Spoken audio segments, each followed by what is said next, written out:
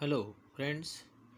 Today we are going to see the importance of modulation index.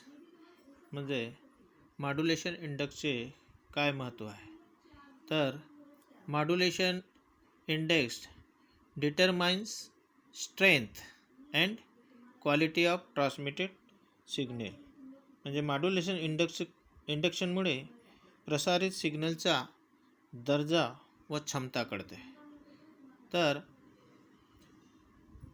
पहिला आपण घेऊया की मॉड्युलेशन इंडेक्स तुम्हाला जसं माहीत आहे की एम इक्वल टू काय असते, V M ratio of modulating signal voltage to carrier voltage.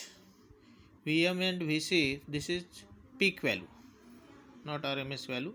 So that implies VM equal to M into VC. तर हे माहीत आहे तुम्हाला. त्याच्यानंतर अब मान के चले की मॉड्युलेशन इंडेक्समुळे आपल्याला स्ट्रेंथ अँड क्वालिटी ट्रान्समिटेड सिग्नलची कळते. तर आपण पहिला पाहू, इफ M लेस दॅन 1. समजा मॉड्युलेशन इंडेक्स जर 1 पेक्षा कमी असेल और M लेस दॅन 100%.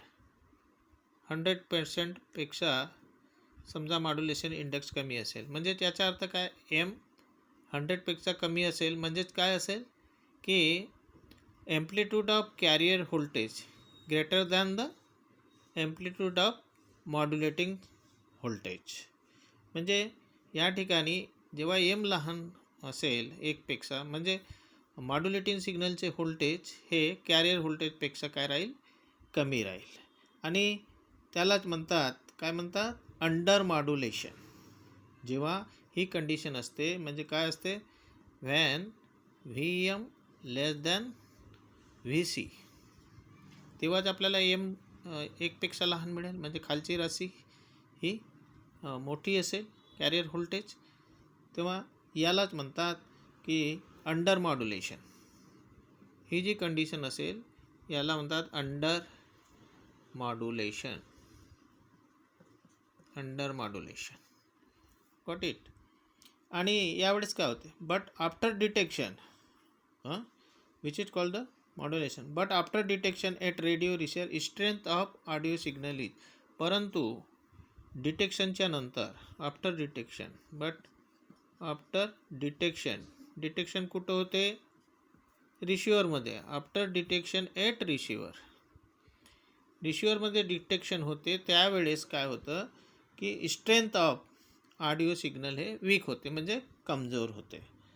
आलं का लक्षात की रेडिओग्राफीमध्ये याचं नंतर ऑडिओ सिग्नल हे फार कमी होते. नाउ सेकंड कंडिशन मान के चलो, इफ M इक्वल टू 1 और M इक्वल टू 100% है, यानी क्या होगा, इसका मतलब होगा VM इक्वल टू VC. यानी यावेळेस काय होतं की जेव्हा modulating voltage equal to carrier voltage, then this will produce greatest the output at radio receiver. अशा कंडिशनमध्ये जास्तीत जास्त आउटपुट रेडिओ रिसिव्हरला मिळेल विदाउट डिस्टॉर्शन, म्हणजे कोणत्याही प्रकारच्या व्यत्यय न आणता मॅक्झिमम आउटपुट मिळेल. आणि यालाच म्हणतात दिस इज परफेक्ट मॉड्युलेशन. हा परफेक्ट मॉड्युलेशन आहे. लक्षात ठेवायचे, परफेक्ट मॉड्युलेशन. हा under modulation means M less than 1. If M equal to 1 then perfect modulation. आणि थर्ड कंडिशन आहे काय, if M greater than 1, M greater than 1. तर M greater than 1 that is काय होईल, that is VM greater than 1. म्हणजेच काय आहे, VM greater than V C होईल. म्हणजे कॅरियर व्होल्टेजपेक्षा मॉड्युलेटिंग व्होल्टेज हे जास्त राहील आणि काय होईल, यालाच म्हणतात this is called over modulation. ही कंडिशन काय असते, ओव्हर मॉड्युलेशन असते. म्हणजे मॉड्युलेशनच्या वर ओव्हर मॉड्युलेशन असते आणि यालाच कॅरियर सिग्नलचे व्होल्टेज हे मॉड्युलेटिंग सिग्नलच्या खाली असते. तर याप्रमाणे मॉड्युलेशन इंडेक्सचे इम्पॉर्टन्स आहे. तर या ठिकाणी 3 कंडिशन पॉसिबिलिटी असते.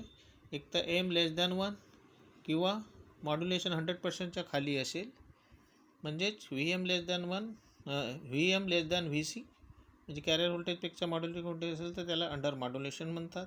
आणि आफ्टर डिटेक्शन रेडिओ रिसिव्हरमध्ये ऑडिओ सिग्नल हे वीक मिळतात, म्हणजे फार छीन असतात. रेडिओग्राफीमध्ये डिटेक्शन नंतर जे ऑडिओ सिग्नल मिळतात ते फार छीन असतात. दुसरी कंडिशन आपण सांगितली आहे की एम इक्वल टू 1 असेल तर त्याला परफेक्ट मॉड्युलेशन म्हणतात. आणि 100% मॉड्युलेशनमुळे प्रसारित सिग्नलची शक्ती ही या ठिकाणी जास्तीत जास्त असते. परफेक्ट मॉड्युलेशनमध्ये जास्तीत जास्त असते व आउटपुट हा जास्त परफेक्ट मिळतो, अर्थपूर्ण मिळतो. आणि तिसरी कंडिशन एम ग्रेटर दॅन 1 काय होते, तेव्हा सिग्नलची ॲम्प्लिट्यूड कॅरियर सिग्नलपेक्षा हे अधिक असते आणि यालाच म्हणतो आपण ओव्हर मॉड्युलेशन. तर याप्रमाणे आपण याचं इम्पॉर्टन्स पाहिलं. आता याच्यानंतर पाहूया power relation in AM wave. याचं मी स्टडी मटेरियल तुम्हाला आधीच पाठवलेलं आहे. तर power relation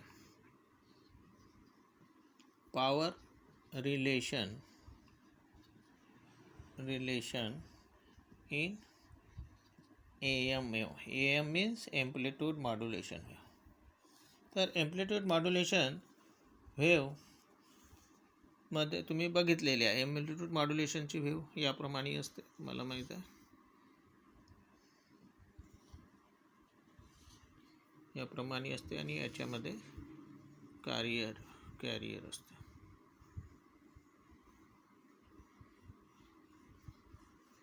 this is the AM wave. Got it. हे AM ही कॅरियर आहे, मॉड्युलेटिंग सिग्नल आहे. तर या इक्वेशन ऑफ AM वेव्ह जर आपण इक्वेशनवरून पाहिलं, equation of AM consist of 3 component. This wave consist of 3 component. कोणते कंपोनंट आहे त्याच्यामध्ये, तर पहिला आहे अनमॉड्युलेटेड कॅरियर आहे. पहिला आहे अनमॉड्युलेटेड हे कॅरियर आहे. हे जे आहे हे याला आपण कॅरियर म्हणतो. First factor. दुसरा आहे LSB, lower side band component. हा लोअर साईड बँड कंपोनंट आणि अप्पर साईड बँड कंपोनंट. दुसरा आहे lower side band component. Lower side band component.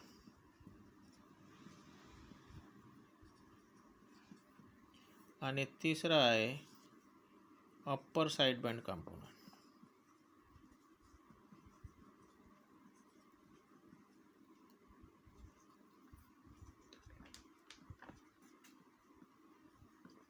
Upper side band component असे याच्यामध्ये 3 कंपोनंट आहेत.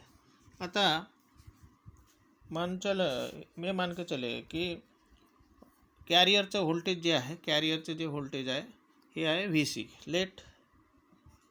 Late VC equal to amplitude of carrier. मान के चले amplitude of carrier signal and आता ह्या कॅरियरचे एम्प्लिट्यूड आपण घेतलं VC, कॅरियर व्होल्टेज. आता मॉड्युलेटिंग सिग्नलचे म्हणजे लोअर साईड बँड आणि अप्पर साईड बँड, तर याचं काय होईल, टोटल जे होईल मॉड्युलेटिंग सिग्नलचे होईल ते VM होईल. परंतु आपल्याला हे 2 साईड बँड आहेत, म्हणजे टोटलचा आहे VM, टोटल पीक व्होल्टेज काय याचं VM. पण आपल्याला 2 साईड बँड आहेत, अप्पर साईड बँड. तर व्ही म्हणजे अर्धीचे होईल, तर काय होईल, Vm/2 होईल. काय होईल, Vm/2. This is the amplitude of side bands. Side bands एका साईड बँडचं एवढं होईल Va/2. आता तुम्हाला माहीत आहे but M equal to Vm/Vc असते. M काय, modulation index is the power ratio of modulating voltage, peak modulating voltage to peak carrier voltage. तर याच्यावरून काय होईल, Vm आता सांगितलेलं आहे वर, Vm इक्वल टू काय होईल, M times Vc. Okay, got it. Now Vm/2. तर आता आपण या ठिकाणी याचं काय करू, याची इथं Vm/2 मध्ये येते याची व्हॅल्यू पुट करून द्या. Vmची व्हॅल्यू काय, MVc/2. तर याचं साईड बँडचं व्होल्टेज काय होईल, MVc/2 होईल. म्हणजे इथं काही केलं नाही आपण, फक्त Vmची व्हॅल्यू M टाइम्स Vc आहे ते फक्त पुट केलं. तर MVc/2 हे काय होईल, साईड बँडचं व्होल्टेज, साईड बँड एम्प्लिट्यूड. नाव टोटल पॉवर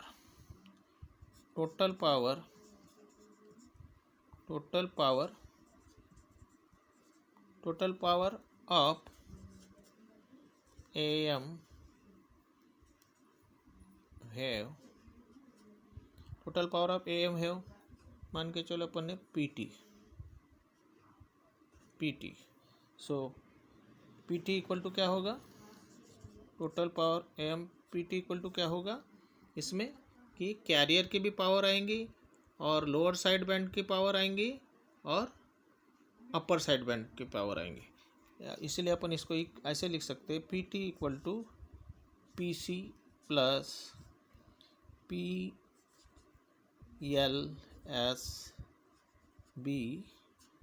प्लस PUSB. कळलं का. PT means total power of AM wave. हे AM हेवची टोटल पॉवर आपण काढत आहोत. तर याच्यामध्ये 3 पॉवर आहेत, दोन्ही साईड बँडची पॉवर, अप्पर साईड बँड आणि लोअर साईड बँड, आणि त्याचप्रमाणे कॅरियरची पॉवर. तर आपण हे लिहिलेलं आहे सूत्र, PT equal to PC plus PLSB plus PUSB. ना आता आपण पाहू की इफ, आता ही पॉवर कुठं येते, तर ही येते हे एंटिनामध्ये. म्हणजे इफ आता आपल्याला एंटिनाचे काय माहीत पाहिजे आपल्याला, एंटिनाचं माहीत पाहिजे आपल्याला रेजिस्टन्स. तर आपण मान के चलते हैं कि इफ R इज रेजिस्टन्स, कशाचे एंटिना, R इज रेजिस्टन्स, कशाचे, R इज रेजिस्टन्स कशाचे रेजिस्टन्स आहे, एंटिनाचे. एंटिना, कारण की ट्रान्समिट होऊन सिग्नल कुठं कट होतात, इंटरसेप्ट होतात एंटिनाला, रिसिव्हरच्या एंटिना. तर resistance of the antenna in which power is dissipated, याच्यामध्ये पॉवर ही खर्च होते, डिसिपेटेड.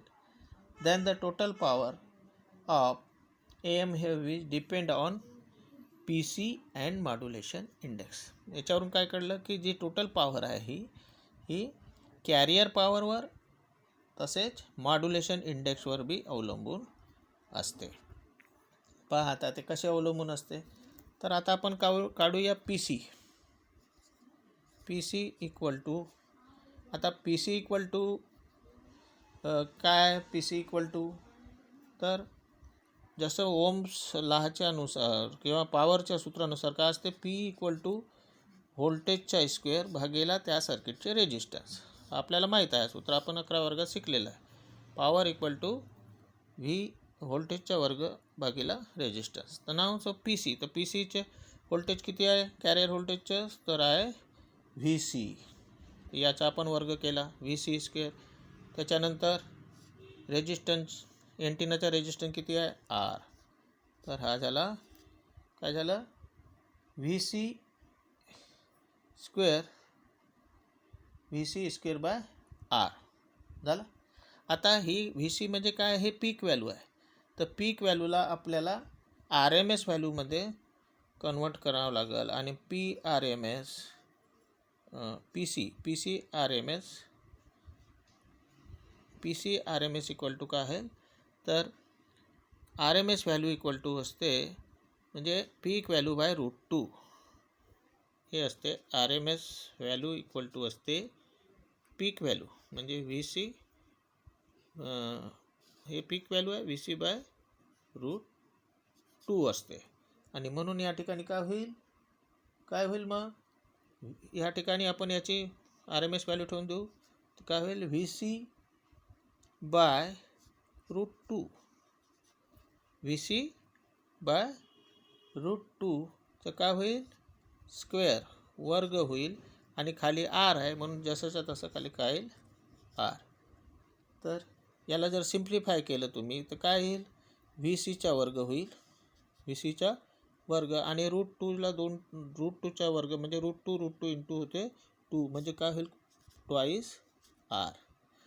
तर आपण वरचा मिटवूया आता, कारण की आपल्याजवळ बोर्ड हा फार लहान आहे.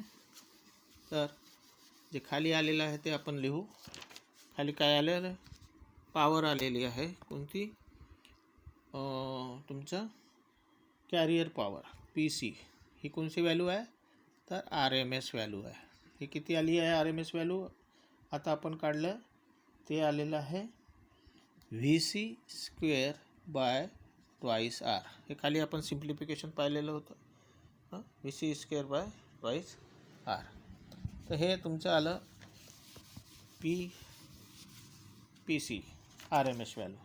आता सिमिलरली आपण काढू शकतो, काय काढू शकतो, similarly L S B, P L S B आणि P U S B D. Similarly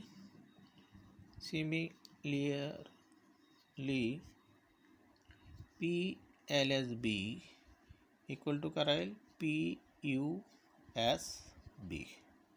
आणि याच्याकरता काय होईल मग, आता P L S B U बीच्या बरोबर याचे व्होल्टेज काय आहे मग, याचे व्होल्टेज आहे व्ही एम बाय 2. म्हणजे व्ही एम फुल व्होल्टेज आहे पण हाफ घेत आहो आपण, म्हणजे साईड बँड म्हणजे अर्धी साईड बँड, म्हणजेच काय होईल व्ही एम बाय 2. परंतु हा होईल व्ही एम बाय 2 याचे व्होल्टेज.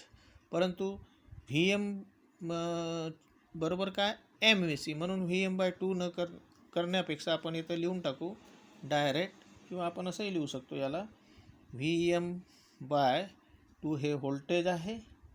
तर ह्या व्होल्टेजचा वर्ग भागेला आर, हे पॉवर झाली. पण आपल्याला याची आर एम एस व्हॅल्यू पाहिजे, सॉरी, आता व्ही एमच्या ठिकाणी आपण ठेवून देऊ याची पॉवर, कोणतं, M V C. V M बरोबर काय, एम व्ही सी बाय 2चा वर्ग भागेला आर. एवढं समजलं का, कारण की व्ही एम बरोबर आहे एम व्ही सी. तर हे व्हॅल्यू आपण याच्या इथं ठेवलं तर काय झालं मग,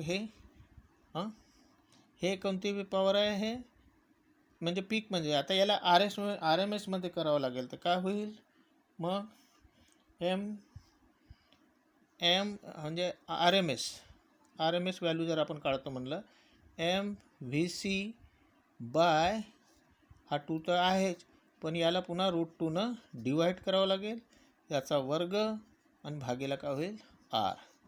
सो हे झाली तुमची P L S B R M S value. P L S B किंवा P U S B R M S value बरोबर काय आलं मग याचं उत्तर, तर एमचा वर्ग व्ही सीचा वर्ग आणि हे 4 म्हणजे 2चा वर्ग 4 आणि हे वर्गमुळे 2 म्हणजे 2 म्हणजे 4 2 8 आर. याचा सोल्युशन काय आला पहा, एमचा वर्ग व्ही सीचा वर्ग, हा आर इथला नाही, हा वरचा आहे आर. ठीक आहे. तर 2चा वर्ग म्हणजे 4 आणि हा वर्गमुळात 2चा म्हणजे 2 म्हणजे 4 2 8. तर खाली आलं 8 आर. तो हे काय झाले याची R M S value P L S B. तर सेम पी यू एस बीची तीच येईल. आणि म्हणून आपण आता टोटल पॉवर आपण बरोबर काय लिहिलं होतं, पी टी बरोबर P C carrier power plus P L S B plus P U S B. त्याची व्हॅल्यू ठेवून देऊ पी टी. तर पी टी किती आहे आपण याच्या पहिले काढलेला आहे सुरूमध्ये. पी टी आहे पी सी आहे V C square by twice R. हा दिलेला आहे P C R M S. म्हणजेच आपण या ठिकाणी ठेवून देऊ याची value V C square by twice R plus. तर पी एल एस बीची व्हॅल्यू काय एम स्क्वेअर व्ही सीचा वर्ग अपॉन 8R. हे झाले एल एस बीच्या. त्याचप्रमाणे सिमिलर अप्पर साईड बँडची पॉवर ती येईल एम वर्ग व्ही सीचा वर्ग upon 8R.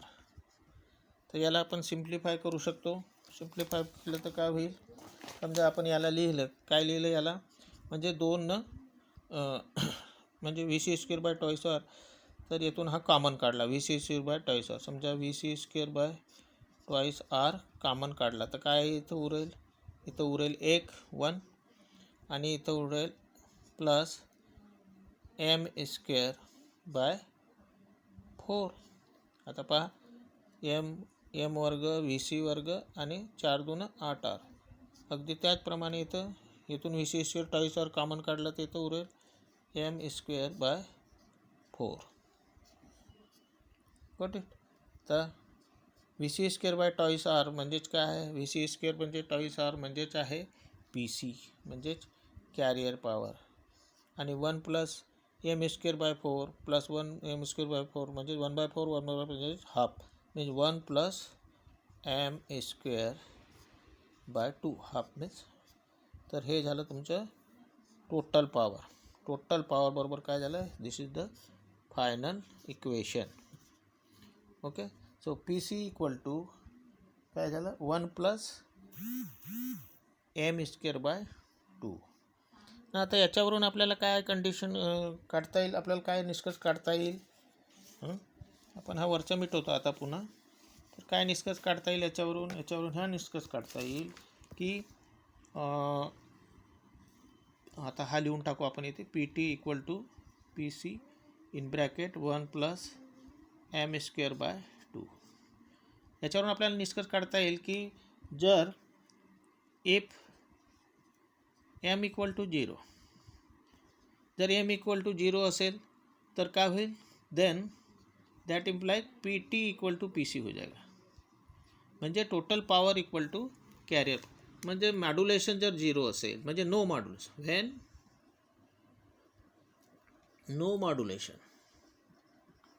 No modulation then क्या होगा पी टी इक्वल टू होगा पी सी. म्हणजे then P T equal to P C. If M equal to 1 second condition. If M equal to 1 तर F equal to M equal to 1 ठेवलं या ठिकाणी. तर 1चा square 1/2 plus 1 म्हणजे 1.5. तो काय होईल so that implies P T equal to क्या होगा 1.5 टाइम्स पी सी. याच्यावरून काय करते की जर मॉड्युलेशन 100% असेल तर काय होईल की टोटल पॉवर ही कॅरियरच्या 1.5 टाइम्स असते. तर अशा प्रकारे when signal is not modulated then total power is equal to carrier power. म्हणजे देन एम इक्वल टू 0 म्हणजे modulation signal is not modulated then total power is equal to carrier power.